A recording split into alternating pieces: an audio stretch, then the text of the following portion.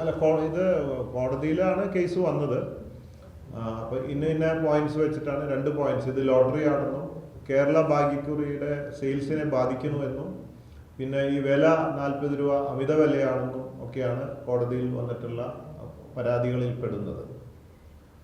അപ്പോൾ അതിന് ഉള്ള പ്രയറാണ് നമ്മൾ കൊടുത്തത്.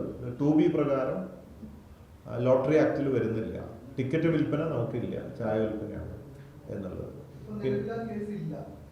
കേസുണ്ട്, അത് കോടതി ഇങ്ങനെയാണ് അംഗീകരിച്ചത്. അപ്പോൾ അതിനുള്ള ഹർജി കൊടുത്തപ്പോഴുള്ള അതിനുള്ള കോടതി അലൗഡ് എന്നുള്ള രീതിയിൽ ഇതാണ്. ഇനിയിപ്പോൾ അതിൻ്റെ ഫർദർ ക്ലോസിംഗ് ഉണ്ടാവും, ഫർദർ പ്രൊസീഡിങ്സും ക്ലോസിങ് ചെയ്യണമല്ലോ. ഇപ്പം ഇമ്മീഡിയറ്റ് കോടതി ഹർജി കൊടുത്തപ്പോഴുള്ള അത് പറഞ്ഞത് അത് അലൗഡ് എന്നുള്ള രീതിയിലാണ്. അതെ അതെ, ക്രോസിംഗ് അല്ല, ക്രോസിംഗ് പ്രകാരം ഇത് അലൗ ചെയ്തിട്ടുണ്ട്. ഇനി അതിൻ്റെ ക്ലോസിംഗ് ചെയ്യണമല്ലോ. ക്ലോസിംഗ് കാര്യം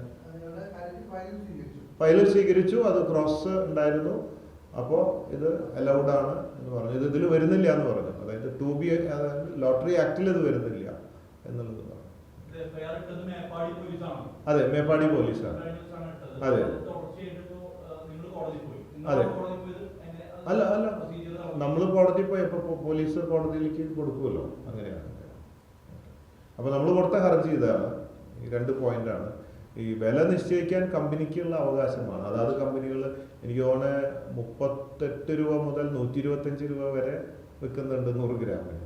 അപ്പോൾ 40 രൂപ എന്ന് പറഞ്ഞാൽ വളരെ റീസണബിൾ ആണ്. നല്ല ക്വാളിറ്റി ടീ നമ്മൾ കൊടുക്കുന്നത് മാർക്കറ്റ് പ്രൈസാണ് എന്നതാണ് നമ്മുടെ ഇത്. അപ്പോൾ അത് കോടതി അതിനെക്കുറിച്ച് പറയുണ്ടായത്, അത് കമ്പനിക്കാർ തീരുമാനിക്കേണ്ടതാണല്ലോ, ലോട്ടറി ഇതിൻ്റെ പ്രൈസൊക്കെ.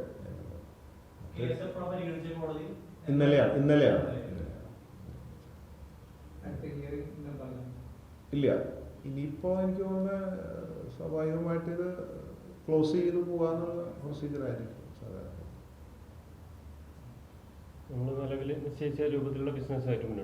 അപ്പോൾ നമ്മൾ ഈ ബിസിനസ് അതുപോലെ തന്നെ മുമ്പോട്ട് പോവുകയാണ്. തീർച്ചയായിട്ടും ലോട്ടറി ബിസിനസ്സുകാർക്കോ ലോട്ടറി തൊഴിലാളികൾക്കോ ഒരു തരത്തിലുള്ള ദോഷം വന്നിട്ടുമില്ല, വരത്തക്ക